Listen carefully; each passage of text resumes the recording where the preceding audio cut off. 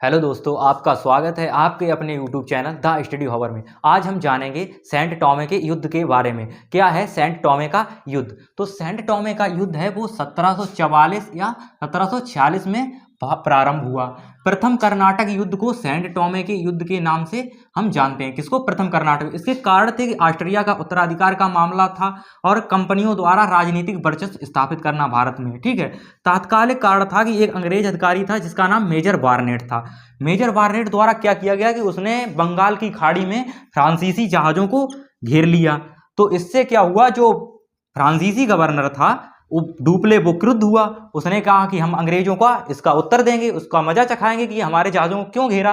तो उसने क्या किया, अंग्रेज अपने एक मॉरिशस था उसका नौसैनिक हवाई अड्डा, क्योंकि फ्रांसीसियों की स्थिति भारत में इतनी मजबूत नहीं थी कि वे अंग्रेजों से मुकाबला कर सकते, इसलिए उसने मॉरिशस से मदद मांगी।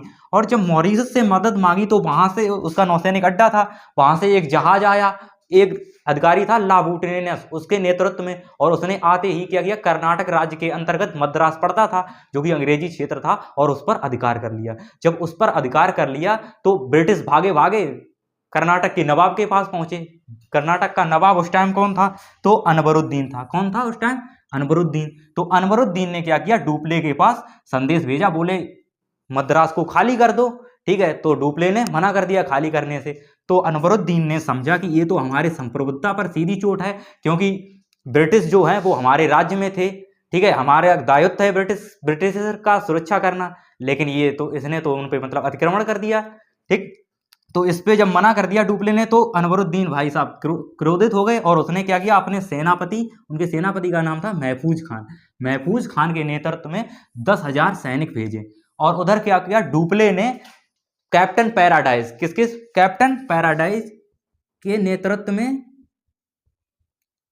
पैराडाइज नाम था इसका, कैप्टन पैराडाइज के नेतृत्व में 700 की सेना भेजी, जिसमें क्या था कि 300 फ्रांसीसी सैनिक थे और 400 भारतीय सैनिक थे। कुल मिलाकर 700 सैनिकों की ये टुकड़ी थी। इसने क्या किया, इस 10,000 की सेना को तहस नहस कर दिया। तो इससे यह सिद्ध हो गया कि यूरोपी की तकनीक वो बहुत उच्च थी, और उसकी भारत पे जीत सिद्ध हुई यूरोप की तकनीक की। तो ये था सेंट टॉमे का युद्ध, जो कि प्रथम कर्नाटक युद्ध से संबंधित है। हमें आशा है कि आप लोगों को प्रथम कर्नाटक युद्ध समझ में आया होगा। अगर समझ में आया है तो हमारी वीडियो को लाइक करें, चैनल को सब्सक्राइब करें। धन्यवाद।